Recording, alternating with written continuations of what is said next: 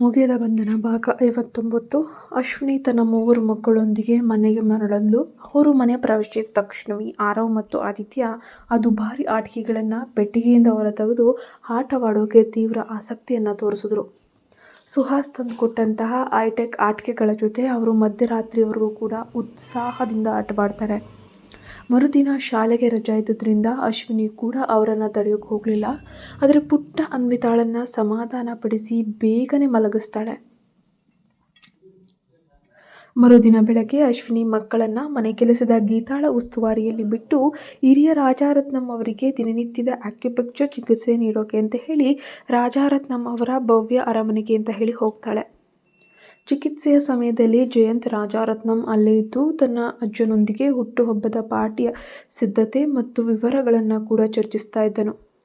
ಇದ್ದಕ್ಕಿದ್ದಂತೆ ಜಯಂತ್ ಅಶ್ವಿನಿಯ ಕಡೆಗೆ ತಿರುಗಿ, ಡಾಕ್ಟರ್ ಅಶ್ವಿನಿ, ಇನ್ನೂ ಕೆಲವೊಂದಷ್ಟು ದಿನಗಳಲ್ಲಿ ನಡೆಯಲಿರುವಂತಹ ಅಜ್ಜನ ಹುಟ್ಟುಹಬ್ಬದ ಪಾರ್ಟಿಗೆ ಅಂತ ಹೇಳಿಬಿಟ್ಟು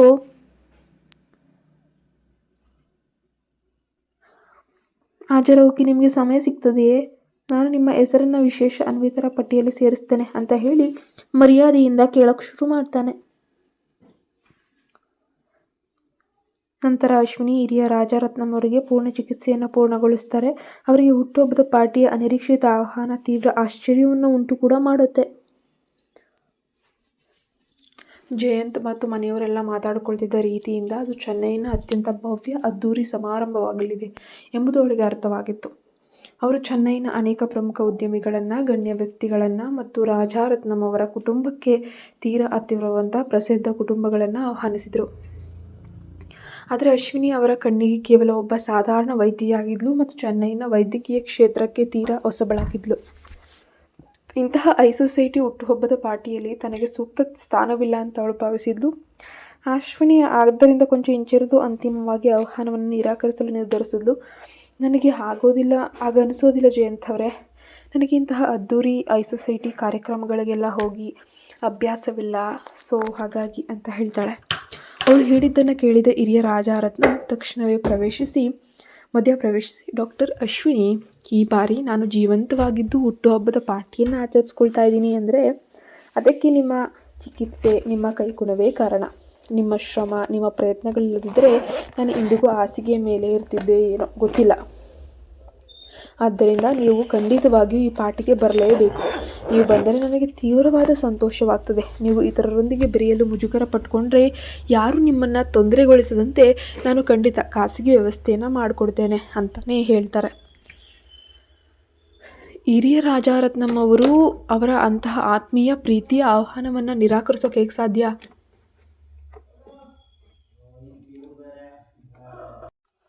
ನಂತರ ಜಯಂತ್ ಮುಗುಳ್ನಗುತ್ತಾ, ಡಾಕ್ಟರ್ ಅಶ್ವಿನಿ, ನೀವು ಜನರೊಂದಿಗೆ ಬೇರೆಯವರಲ್ಲಿ ಕೊಂಚ ಹಿಂಜರಿತಿದ್ರು ಡಾಕ್ಟರ್ ಅಶ್ವಿನಿ, ನೀವು ಬೇರೆ ಜನರೊಂದಿಗೆ ಕೊಂಚ ಬೆರೆಯೋಕೆ ಹಿಂಜರಿತಿದ್ರು ಮುಂಬರುವ ದಿನಗಳಲ್ಲಿ ಅದನ್ನು ಕಲಿಯಬೇಕಾಗ್ತದೆ. ನೀವು ಈಗ ಮಹತ್ವದ ಸಂಶೋಧನಾ ಸಂಸ್ಥೆಯ ಉಸ್ತುವಾರಿನೂ ಕೂಡ ವಹಿಸ್ಕೊಂಡಿದ್ದೀರಿ. ಹಾಗಾಗಿ ಇಂತಹ ಗಣ್ಯರೊಂದಿಗೆ ಸಂವಹನ ನಡೆಸೋದು ನಿಮಗೂ ನಿಮ್ಮ ಪ್ರೊಫೆಷನ್ಗೂ ತುಂಬ ಒಳ್ಳೆಯದು. ಅಷ್ಟೇ ಅಲ್ಲ, ಈ ಸುವರ್ಣ ಅವಕಾಶವನ್ನು ಬಳಸ್ಕೊಂಡು ನಿಮ್ಮ ಸಂಸ್ಥೆಗೆ ತುಂಬ ಒಳ್ಳೆಯದಾಗತ್ತೆ ಅಂತ ಹೇಳ್ತಾನೆ. ನೀವು ಅಲ್ಲಿಗೆ ಬಂದರೆ ಹಲವು ಪ್ರಭಾವಿ ಗಣ್ಯರನ್ನು ಭೇಟಿಯಾಗ್ಬೋದು. ಯಾರಿಗೆ ಗೊತ್ತು, ನಿಮ್ಮ ಹೊಸ ಸಂಶೋಧನಾ ಸಂಸ್ಥೆಗೆ ಇದರಿಂದ ಅತ್ಯುತ್ತಮ ವ್ಯಾಪಾರ ಮತ್ತು ಪ್ರಯೋಜಕತ್ವದ ಅವಕಾಶಗಳು ಕೂಡ ಸಿಗ್ಬೋದೇನೋ ಎಂದು ಜಯಂತ್ ನಗುತ್ತಾ ಉತ್ತರಿಸ್ತಾನೆ. ಆ ಮಾತುಗಳು ಅಶ್ವಿನಿಯ ಮನಸ್ಸನ್ನು ತಟ್ಟಿದವು. ತನ್ನ ವೈದ್ಯಕೀಯ ಸಂಶೋಧನಾ ಸಂಸ್ಥೆಯ ಭವಿಷ್ಯದ ದೃಷ್ಟಿಯಿಂದ ಇದು ಒಳ್ಳೆಯ ಅವಕಾಶ ಅಂತ ಭಾವಿಸಿದ ಅವಳು ತಲೆ ಆಡಿಸಿ, ನನ್ನನ್ನು ಇಷ್ಟೊಂದು ಗೌರವದಿಂದ ಆದರದಿಂದ ಆಹ್ವಾನಿಸಿದ್ದಕ್ಕಾಗಿ ಧನ್ಯವಾದಗಳು ಜಯಂತ್ ಅವರೇ. ಹಾಗಿದ್ದಲ್ಲಿ ನಾನು ನಿಮ್ಮ ಆಹ್ವಾನವನ್ನು ಖಂಡಿತ ಸ್ವೀಕರಿಸ್ತೇನೆ ಮತ್ತು ಹುಟ್ಟುಹಬ್ಬದ ಕಾರ್ಯಕ್ರಮಕ್ಕೆ ಸರಿಯಾದ ಸಮಯಕ್ಕೆ ಹಾಜರಾಗ್ತೀನಿ ಅಂತಾನೆ ಹೇಳ್ತಾಳೆ. ಅಲ್ಲಿಂದ ಹೊರಡುವ ಮೊದಲು ಅಶ್ವಿನಿ ಹಿರಿಯ ರಾಜಾರತ್ನಂ ಅವರಿಗೆ ಚಿಕಿತ್ಸೆಯ ಮುಂದಿನ ಹಾಗೂ ಅಂತಿಮ ಹಂತದ ಬಗ್ಗೆ ಸಂಕ್ಷಿಪ್ತವಾಗಿ ವಿವರಿಸೋಕೆ ಶುರು ಮಾಡ್ತಾಳೆ. ನಿಮಗೆ ಇನ್ನೂ ಕೇವಲ ಒಂದು ಚಿಕಿತ್ಸಾ ಅವಧಿ ಅಂದರೆ ಇನ್ನು ಒಂದೇ ಒಂದು ಸೆಷನ್ ಮಾತ್ರ ಬಾಕಿ ಇದೆ. ಇದರ ನಂತರ ನೀವು ಸಂಪೂರ್ಣವಾಗಿ ವಿಶ್ರಾಂತಿಯನ್ನು ಪಡೆದು ಆಮೇಲೆ ಚೇತರಿಸ್ಕೊಳ್ಬೇಕಾಗುತ್ತೆ ಅಷ್ಟೇ. ನಾನು ಕೆಲವೊಂದಷ್ಟು ವಿಶೇಷವಾದ ಔಷಧಿಗಳನ್ನು ಕೂಡ ಬರೆದುಕೊಡ್ತೇನೆ. ಅವುಗಳನ್ನು ನೀವು ಸರಿಯಾದ ಸಮಯಕ್ಕೆ ನಾನು ಹೇಳಿದಷ್ಟೇ ತೆಗೆದುಕೊಳ್ಬೇಕು.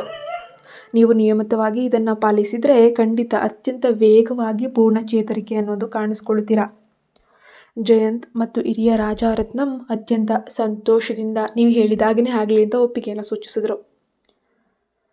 ಕೊನೆಗೆ ಅಶ್ವಿನಿಯ ಈ ಒಂದು ಸಹಾಯಕ್ಕೆ ತುಂಬು ಹೃದಯದ ಧನ್ಯವಾದಗಳನ್ನು ಅರ್ಪಿಸಿದರು. ಈ ಕಡೆ ಪವಿತ್ರ ಮತ್ತು ಕಾವ್ಯಳ ಸಂಚು ಒಂದು ಕಡೆ ನಡೀತಾ ಇದೆ. ಅವತ್ತು ಮಧ್ಯಾಹ್ನದ ಸಮಯ ಆಗಿತ್ತು. ಚೆನ್ನೈನ ಪ್ರಸಿದ್ಧ 1000 ಲೈವ್ಸ್ ಕಾಫಿ ಅಂಗಡಿಯಲ್ಲಿ ಈ ಕಡೆ ಕಾವ್ಯ ಮತ್ತು ಪವಿತ್ರ ಪರಸ್ಪರ ಎದುರುಬದ್ರಾಗಿ ಕುಳಿತು ಕಾಫಿಯನ್ನು ಇರ್ತಾ ಚರ್ಚಿಸ್ತಿದ್ದಾರೆ. ಮಾತಾಡ್ತಾ ವಿಷಯ ಇದ್ದಕ್ಕಿದ್ದ ಹಾಗೆ ಹಿರಿಯ ರಾಜಾರತ್ನಂ ಅವರ 70ನೇ ಹುಟ್ಟುಹಬ್ಬದ ಭವ್ಯ ಪಾರ್ಟಿಯ ಕಡೆಗೆ ತಿರುಗುತ್ತೆ. ಕಾವ್ಯ, ನೀನು ನನ್ನ ಅಜ್ಜಿನ 70ನೇ ಹುಟ್ಟುಹಬ್ಬದ ಪಾರ್ಟಿಗೆ ಬರ್ತಿದೀಯ ತಾನೇ ಅಂತ ಪವಿತ್ರ ಪರೋಕ್ಷವಾದ ಕೀಟಲೆಯ ಸ್ವರದಲ್ಲಿ ಕೇಳಿದ್ಲು. ಆರ್ತಿಗೆ ಈ ಹುಟ್ಟುಹಬ್ಬದ ಪಾರ್ಟಿಯ ಬಗ್ಗೆ ಈಗಾಗಲೇ ಸುದ್ದಿ ಅನ್ನೋದು ತಿಳಿದು ಬಂದಿತ್ತು. ಮೀನ್ಸ್ ಕಾವ್ಯಗೆ ರಾಜಾರತ್ನಂ ಕುಟುಂಬವು ವರ್ಮಾ ಕುಟುಂಬಕ್ಕೆ ತೀರಾ ಹತ್ತಿರ ಆಗಿರೋದ್ರಿಂದ ವರ್ಮಾ ಕುಟುಂಬದ ಪರವಾಗಿ ತನ್ನ ಹಾಜರಾತಿ ಖಂಡಿತ ಇರಲೇಬೇಕಾಗುತ್ತೆ ಅಂತ ಅವಳಿಗೆ ತುಂಬ ಸ್ಪಷ್ಟವಾಗಿ ಗೊತ್ತಿತ್ತು. ಆದ್ದರಿಂದ ಅವಳು ತಲೆಯಾಡಿಸಿ, ಹೌದು ಪವಿತ್ರ, ನಾನು ಖಂಡಿತ ಬಂದೇ ಬರ್ತೇನೆ. ಅದೇನು ಆ ಥರ ಕೇಳ್ತಿದ್ಯಾ?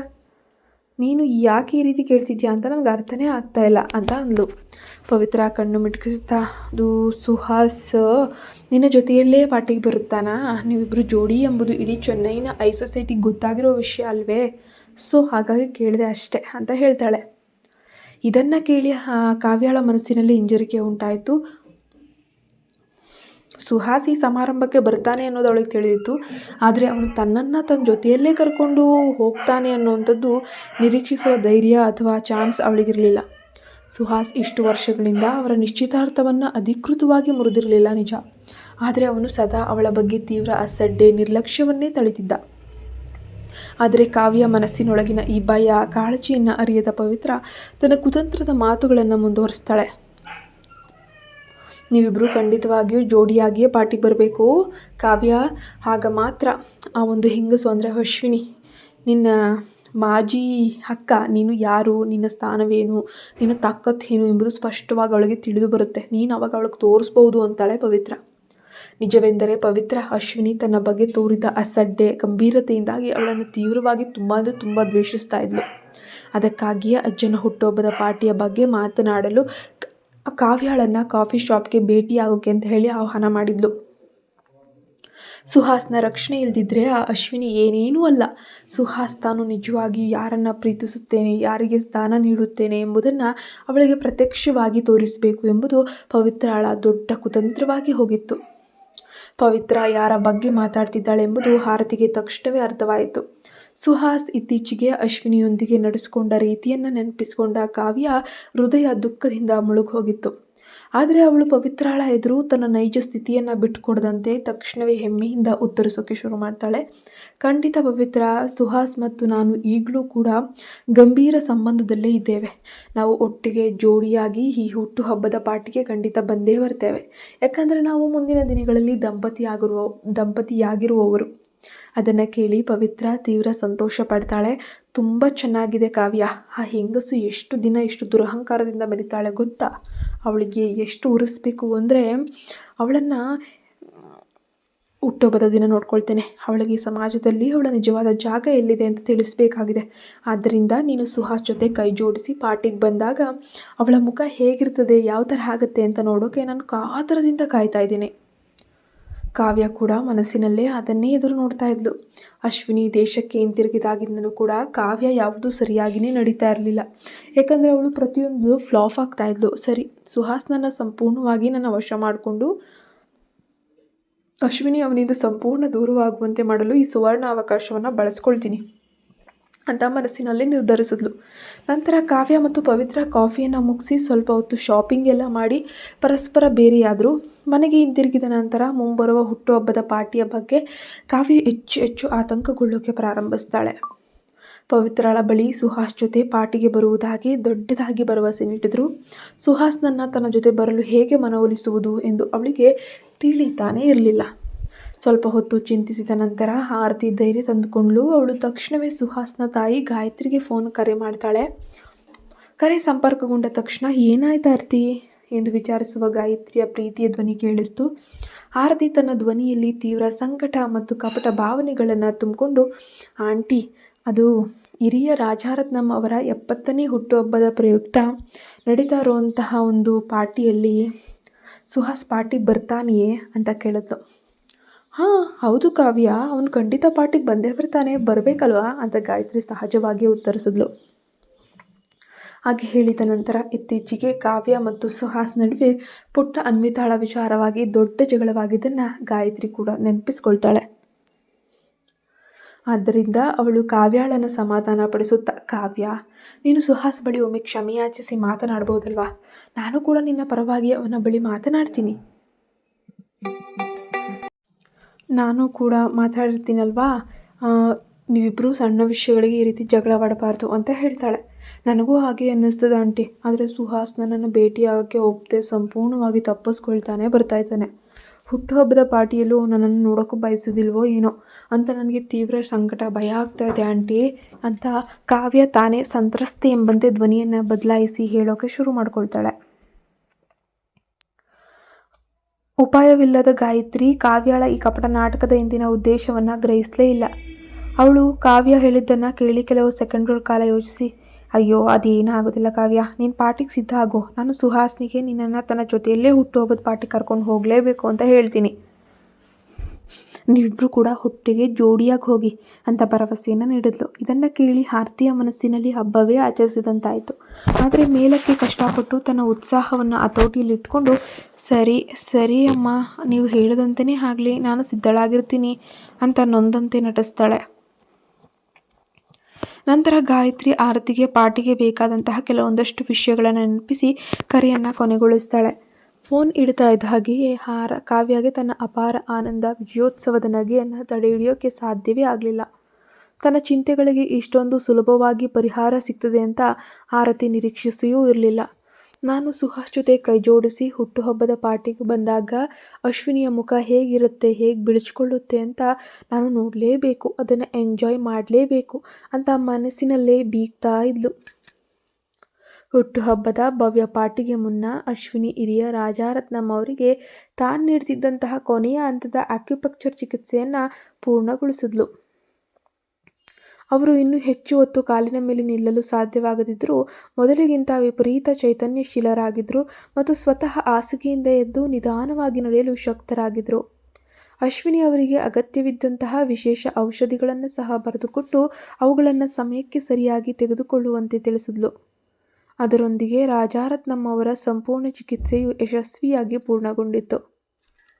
ಮಹಾ ಹುಟ್ಟುಹಬ್ಬದ ಪಾರ್ಟಿಯ ದಿನದಂದು ಅಶ್ವಿನಿ ಸಂಶೋಧನಾ ಸಂಸ್ಥೆಯಲ್ಲಿ ತನ್ನ ದಿನನಿತ್ಯದ ಕೆಲಸವನ್ನು ಮುಗಿಸಿ ಮನೆಗೆ ಹಿಂತಿರುಗಿ ಬಟ್ಟೆಯನ್ನು ಕೂಡ ಬದಲಾಯಿಸಿಕೊಂಡ್ಳು. ಅವಳು ಅತ್ಯಂತ ಸರಳ ಹಾಗೂ ನಯವಾದ ಆಕರ್ಷಕ ಉಡುಗೆಯನ್ನು ಧರಿಸಿ ಕೂದಲನ್ನು ಅತ್ಯಂತ ಅಚ್ಚುಕಟ್ಟಾಗಿ ಕಟ್ಟಿಕೊಂಡು ಪಾರ್ಟಿಗೆ ಹೊಂದುವಂತಹ ಸರಳವಾದ ಆದರೆ ಅತ್ಯಂತ ಸೊಗಸಾದ ಮೇಕಪ್ಪನ್ನು ಕೂಡ ಮಾಡಿಕೊಂಡ್ಳು. ಅವಳು ರಾಜಾರತ್ನಂ ಅವರ ಭವ್ಯ ಅರಮನೆಯಂತಹ ಭವನಕ್ಕೆ ಬಂದು ತಲುಪಿದಾಗ ಪಾರ್ಟಿ ಆಗಷ್ಟೇ ಪ್ರಾರಂಭವಾಗುತ್ತಿತ್ತು. ಹೊರಭಾಗದಲ್ಲಿ ನೂರಾರು ಐಷಾರಾಮಿ ಕಾರುಗಳು ಸಾಲಾಗಿಯೇ ನಿಂತಿದ್ವು ಮತ್ತು ಇಡೀ ಭವನವು ದೇಶದ ಹೆಸರಾಂತ ಅತಿಥಿಗಳಿಂದ ತುಂಬಿ ತುಂಬಿ ತುಳುಕ್ತಾ ಇತ್ತು. ಅವರೆಲ್ಲರೂ ಕೂಡ ಚೆನ್ನೈನ ಪ್ರಮುಖ ಉದ್ಯಮಿಗಳು ಹಾಗೂ ಗಣ್ಯ ವ್ಯಕ್ತಿಗಳು ಕೂಡ ಆಗಿದ್ರು. ಅಶ್ವಿನಿ ಹಿಂದೆ ಚೆನ್ನೈನಲ್ಲೇ ಇದ್ದಿದ್ದರಿಂದ ಅಲ್ಲಿ ನೆರೆದಿದ್ದಂತಹ ಹೆಚ್ಚಿನ ಜನರನ್ನು ಗುರುತಿಸ್ತಾನೆ ಇದ್ಲು. ಆದರೆ ಅವರಲ್ಲಿ ತೀರಾ ಕೆಲವರಿಗೆ ಮಾತ್ರ ಈ ಅಶ್ವಿನಿ ಯಾರು ಅನ್ನುವಂಥದ್ದು ತಿಳಿದಿತ್ತು. ಅವಳು ಪಾರ್ಟಿಯ ಸಭಾಂಗಣವನ್ನು ಪ್ರವೇಶಿಸಿದಂತೆಯೇ ಅವಳು ಇಡೀ ಸಭಾಂಗಣದ ಪ್ರತಿಯೊಬ್ಬರ ಗಮನ ಸೆಳೆಯುವ ಏಕೈಕ ಕೇಂದ್ರ ಬಿಂದುವಾದಳು. ಅವಳನ್ನು ಕಂಡೊಡನೆ ಜನಸಮೂಹ ಆಶ್ಚರ್ಯ ಮತ್ತು ವಿಸ್ಮಯದಿಂದ ಕಣ್ಣವೇ ಇಕ್ಕದೆ ನೋಡತೊಡಗಿತ್ತು. ಅವಳ ಉದ್ದನೆಯ ಕಪ್ಪು ಕೂದಲನ್ನು ಅತ್ಯಂತ ಅಚ್ಚುಕಟ್ಟಾಗಿ ಕಟ್ಟಲಾಗಿತ್ತು. ಅದು ಅವಳ ಸುಂದರವಾದ ತೆಳ್ಳಗಿನ ಕುತ್ತಿಗೆಯ ಕಾಂತಿಯನ್ನು ಎತ್ತಿ ತೋರಿಸ್ತಾ ಇತ್ತು. ಅಲ್ಲದೆ ಅವಳು ತೀರಾ ಹಗುರವಾದ ಮೇಕಪ್ ಧರಿಸಿದರೂ ಅವಳ ಮುಖದಲ್ಲಿದ್ದ ನೈಸರ್ಗಿಕ ಕಳೆ, ಅಪೂರ್ವ ಭಾವನೆಗಳನ್ನು ಜನಸಮೂಹ ಸ್ಪಷ್ಟವಾಗಿ ಕಾಣಿಸ್ತಾ ಇತ್ತು. ಅವಳು ಮುಗುಳ್ನಕ್ಕಾಗ ಅವಳ ಕಣ್ಣುಗಳು ಕತ್ತಲ ಆಕಾಶದಲ್ಲಿ ಹೊಳೆಯುವ ನಕ್ಷತ್ರಗಳಂತೆ ಮಿನುಗ್ತಾ ಇದ್ವು. ಅದೇ ಸಮಯದಲ್ಲಿ ಅವಳ ರಾಜಸಿಕ ನಡೆಗೆಯ ಶೈಲಿ ಇಡೀ ಗುಂಪನ್ನೇ ಮೋಡಿ ಮಾಡುವಂತಿತ್ತು. ತಕ್ಷಣವೇ ಈ ಸುಂದರಿ ಯಾವ ಮಹಾನ್ ಶ್ರೀಮಂತ ಕುಟುಂಬಕ್ಕೆ ಸೇರಿದವಳಾಗಿರಬಹುದು ಎಂದು ಪ್ರತಿಯೊಬ್ಬರೂ ಕೂಡ ತಮ್ಮಲ್ಲೇ ಊಹಿಸೋಕೆ ಶುರು ಮಾಡ್ಕೊಳ್ತಾರೆ. ಅಶ್ವಿನಿ ಸುತ್ತಲೂ ಒಮ್ಮೆ ನೋಡಿ ತನ್ನ ಮೇಲಿದ್ದ ಆ ಸಾವಿರಾರು ಕಣ್ಣುಗಳ ವಿಸ್ಮಯದ ನೋಟಗಳನ್ನು ಗಮನಿಸಿ ಇರುವಂತೆ ನಟಿಸಿದ್ಲು. ಯಾರು ತಾನಾಗಿಯೇ ಬಂದು ಮಾತನಾಡಿಸದಿದ್ದಾಗ ನಾನೇ ಹೋಗಿ ಅಪರಿಚಿತರೊಂದಿಗೆ ಮಾತನಾಡುವುದು ಖಂಡಿತ ಸಭ್ಯತೆಯಾಗಿ ಇರೋದೇ ಇಲ್ಲ ಅಂತ ಸ್ವಲ್ಪ ಹೊತ್ತು ಯೋಚಿಸಿದ ನಂತರ ಅವಳು ಸಭಾಂಗಣದ ಒಂದು ಮೂಲೆಗೆ ಹೋಗಿ ಶಾಂತವಾಗಿ ಒಬ್ಬಂಟಿಯಾಗಿ ಇರೋಕೆ ಅಂತ ಹೇಳಿ ನಿರ್ಧಾರ ಮಾಡ್ತಾಳೆ. ಆದರೆ ಅವಳು ಮೂಲೆಗೆ ಹೆಜ್ಜೆ ಇಡ್ತಾ ಇದ್ದ ಹಾಗೆ ಜಯಂತ್ ರಾಜಾರತ್ನಂ ದೂರದಿಂದಲೇ ಅವಳನ್ನು ಕಂಡು ಅತ್ಯಂತ ಪ್ರೀತಿಯಿಂದ ಕರೆದನು.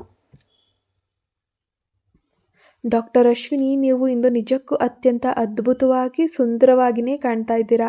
Is very nice. ವಾಸ್ತವವಾಗಿ ಅವಳು ಹಿರಿಯ ರಾಜಾರತ್ನಂ ಅವರಿಗೆ ಚಿಕಿತ್ಸೆ ನೀಡಲು ಬರುತ್ತಿದ್ದಾಗಲೆಲ್ಲ ಅತ್ಯಂತ ಸರಳವಾದ ವೈದ್ಯಕೀಯ ಶರ್ಟ್, ಉದ್ದ ಪ್ಯಾಂಟನ್ನು ಧರಿಸಿದ್ಲು. ಅಷ್ಟೇ ಅಲ್ಲ, ಯಾವುದೇ ಮೇಕಪ್ ಸಹ ಅವಳು ಧರಿಸ್ತಾ ಇರಲಿಲ್ಲ. ತುಂಬ ನಾರ್ಮಲ್ ಆಗಿ ತುಂಬ ಸರಳವಾಗಿ ಕಾಣೋಳು. ಆಗಲೂ ಆ ಮುಖದಲ್ಲಿದ್ದ ನೈಸರ್ಗಿಕ ಸೌಂದರ್ಯ ಮಾತ್ರ ಎದ್ದು ಕಾಣ್ತಿದ್ರು. ಇಂದಿನ ಈ ರಾಜಸಿಕ ರೂಪದಷ್ಟು ಮೋಹಕವಾಗೇನಿರಲಿಲ್ಲ. ಜಯಂತ್ನ ಹೊಗಳಿಕೆಯನ್ನು ಕೇಳಿದ ಅಶ್ವಿನಿ ತನ್ನ ನಡಿಗೆಯನ್ನು ನಿಲ್ಲಿಸಿ ಅತ್ಯಂತ ಗೌರವದಿಂದ ತಲೆಯಾಡಿಸಿ ತನ್ನ ಕೃತಜ್ಞತೆಗಳನ್ನು ವ್ಯಕ್ತಪಡಿಸ್ತಾಳೆ. ಆಗ ಜಯಂತ್ ಮುಗುಳ್ನಗುತ್ತಾ, ಡಾಕ್ಟರ್ ಅಶ್ವಿನಿ, ನೀವು ಈಗಾಗಲೇ ಪಾರ್ಟಿಗೆ ಬಂದಿದ್ದರೆ ಇಲ್ಲಿ ಮೂಲೆಯಲ್ಲಿ ಏತಕ್ಕಾಗಿ ಅಡಗಿ ಕುಳಿತುಕೊಳ್ತಾ ಇದ್ದೀರಿ? ಅಯ್ಯೋ, ಅಜ್ಜ ಮಾತ್ರ ಆಗಿನಿಂದ ನಿಮಗೋಸ್ಕರನೇ ಒಳಗೆ ಕಾಯ್ತಾ ವೇಟಿಂಗ್ ಲಿಸ್ಟಲ್ಲಿದ್ದಾರೆ. ಬನ್ನಿ ಬನ್ನಿ ಅಂತ ಹೇಳ್ತಾನೆ. ಅಲ್ಲಿ ನೋಡಿ, ಅಜ್ಜ ನಿಮಗಾಗಿ ಎದುರು ನೋಡ್ತಾ ಇದ್ದಾರೆ. ಅಶ್ವಿನಿ ಈ ನೆರೆದಿರುವ ದೊಡ್ಡ ಜನಸಂದಣಿಯಿಂದ ತಕ್ಷಣವೇ ತಪ್ಪಿಸಿಕೊಳ್ಳಲು ಪ್ರಯತ್ನಿಸ್ತಿದ್ದಾಳೆ ಎಂಬುದನ್ನು ಜಯಂತ್ ಸೂಕ್ಷ್ಮವಾಗಿ ಅರ್ಥ ಮಾಡ್ಕೊಳ್ತಾನೆ. ಆದ್ದರಿಂದಲೇ ಅವಳನ್ನು ನೇರವಾಗಿ ಹಿರಿಯ ರಾಜಾರತ್ನಂ ಅವರ ಬಳಿಗೆ ಕರೆದೊಯ್ಯೋಕೆ ಅಂತ ಹೇಳಿ ಆಹ್ವಾನಿಸ್ತಾನೆ. ಸ್ವತಃ ಹಿರಿಯ ರಾಜಾರತ್ನಂ ಅವರೇ ಆಹ್ವಾನಿಸಿರುವಾಗ ಅದನ್ನು ನಿರಾಕರಿಸೋಕೆ ಅಶ್ವಿನಿಗೂ ಕೂಡ ಸಾಧ್ಯವಾಗೋದೇ ಇಲ್ಲ. ಸುತ್ತಲೂ ನಿಂತಿದ್ದ ಪ್ರಮುಖ ಗಣ್ಯರ ವಿಚಿತ್ರ ಹಾಗೂ ವಿಸ್ಮಯದ ನೋಟಗಳನ್ನು ಸಹಿಸಿಕೊಂಡು ಅವಳು ಜಯಂತ್ ಜೊತೆ ಸಾಗಿ ಹಿರಿಯ ಒಂದು ರಾಜಾರತ್ನಂ ಅವರನ್ನು ಸಮೀಪಿಸಿ ಗೌರವದಿಂದ ಕೂಡ ಸ್ವಾಗತಿಸ್ತಾಳೆ. ಹಿರಿಯ ರಾಜಾರತ್ನಂ ತಮ್ಮ ಮುಖದಲ್ಲಿ ಬೆಚ್ಚಗಿನ ವಾತ್ಸಲ್ಯಪೂರ್ಣ ನಗುವನ್ನು ಅರಳಿಸಿ ಅಶ್ವಿನಿಯನ್ನು ಅತ್ಯಂತ ಪ್ರೀತಿಯಿಂದ ಸ್ವಾಗತಿಸ್ತಾರೆ.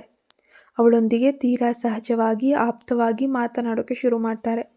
ಹಾಡುವ ಪ್ರತಿಯೊಂದು ಮಾತಿನಲ್ಲೂ ಅಶ್ವಿನಿಯ ಮೇಲಿದ್ದ ಅಪಾರವಾದ ಗೌರವ, ಒಂದು ಪ್ರೀತಿ ಎದ್ದು ಕಾಣಿಸ್ತಾ ಇತ್ತು. ಇಡೀ ಸಭಾಂಗಣದಲ್ಲಿದ್ದ ಗಣ್ಯ ಸಮೂಹವೇ ಚೆನ್ನೈನ ಅತ್ಯಂತ ಪ್ರಭಾವಿ ರಾಜಾರತ್ನಂ ಕುಟುಂಬವು ಆ ಅಪರಿಚಿತ ಯುವತಿಯೊಂದಿಗೆ ತೋರಿಸ್ತಿದ್ದಂತಹ ಸುಂದರ ಬೆಚ್ಚಗಿನ ಬಾಂಧವ್ಯವನ್ನು ಅತ್ಯಂತ ಕುತೂಹಲಕಾರಿ ಆಸಕ್ತಿಯಿಂದ ವೀಕ್ಷಿಸ್ತಿದ್ರು.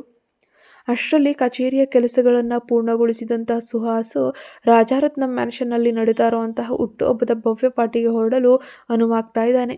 ಸರಿ ಅದೇ ಸಮಯಕ್ಕೆ ಅವನಿಗೆ ತಾಯಿ ಕೂಡ ಗಾಯತ್ರಿಯಿಂದ ಒಂದು ಕರೆ ಬರುತ್ತೆ. ಗಾಯತ್ರಿ ಅತ್ಯಂತ ಸಹಜವಾಗಿ, ಸುಹಾಸ್, ನಿನ್ನ ಆಫೀಸ್ ಕೆಲಸ ಎಲ್ಲ ಮುಗಿತಾ ಮಗನೇ? ನೀನು ಬಂದು ನನ್ನನ್ನು ಕರೆದುಕೊಂಡು ಪಾರ್ಟಿಗೆ ಅಂತ ಹೇಳಿ ಹೋಗಬಹುದೇ? ನಾನಿನ್ನು ಮಾಯಾ ಬ್ಯೂಟಿಕ್ನಲ್ಲಿ ಸಿದ್ಧವಾಗ್ತಾನೇ ಇದ್ದೀನಿ ಅಂತ ಕೇಳ್ತಿದ್ದಾಳೆ. ಸಮಯವನ್ನು ಪರಿಶೀಲಿಸಿದ ಸುಹಾಸ್ ತಾಯಿಯ ಮಾತಿಗೆ ಒಪ್ಕೊಳ್ತಾನೆ. ಇನ್ನು ಮುಂದುವರೆದ ಭಾಗದಲ್ಲಿ ಹೇಗೆ ಕಾವ್ಯಾಳನ ತನ್ನ ಜೊತೆ ಸೇರಿಕೊಳ್ತಾಳೆ ನೋಡೋಣ. ಗಾಯತ್ರಿ ನಮ್ಮ ಚಾನಲ್ಗೆ ಸಬ್ಸ್ಕ್ರೈಬ್ ಆಗಿಲ್ಲ ಅಂದರೆ ಕೂಡಲೇ ಸಬ್ಸ್ಕ್ರೈಬ್ ಆಗಿ ಪಕ್ಕದಲ್ಲಿ ಕಾಣೋ ಬೆಲ್ ಐಕಾನ್ ಪ್ರೆಸ್ ಮಾಡಿ ನೋಟಿಫಿಕೇಶನ್ ಆನ್ ಮಾಡ್ಕೊಳ್ಳಿ.